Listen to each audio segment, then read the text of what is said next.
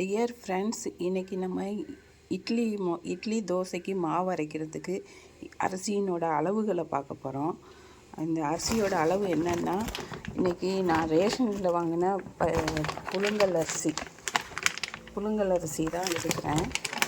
அது ஒரு 2 கப்பு. இதுதான் பாருங்கள் காப்படி அளவு. இந்த காப்படி அளவில் 2 எடுக்கிறேன்.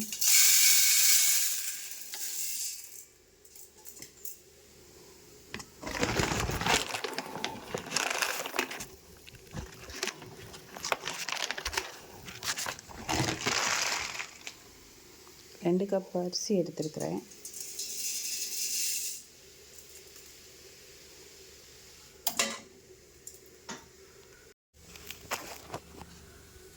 பச்சரிசி எடுத்திருக்கேன்.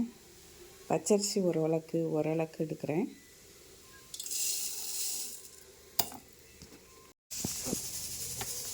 இட்லி அரிசி 1 கிலோ, ஒரு படி எடுத்துருக்கிறேன்.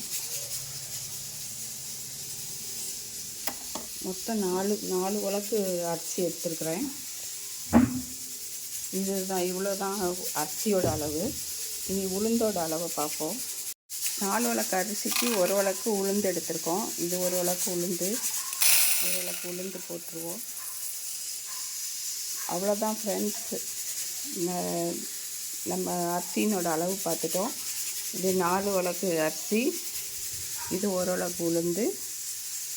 இதை நம்ம தண்ணியில் ஊற வச்சு அப்படியே இட்லிக்கு மாவு அரைச்சிட வேண்டியதான். இட்லி தோசை ரெண்டுக்குமே ஊற்றிக்கலாம்.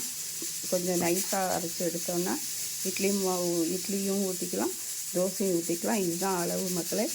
இதையே நீங்கள் ஃபாலோ பண்ணிவிட்டு இது நல்லா இருந்ததுன்னா, இந்த அளவுகள் சரியான அளவுகளாக இருந்ததுன்னா கமெண்ட் பண்ணுங்கள், லைக் பண்ணுங்கள், ஷேர் பண்ணுங்கள், சப்ஸ்கிரைப் பண்ணுங்கள். Thank you. Bye bye. see you.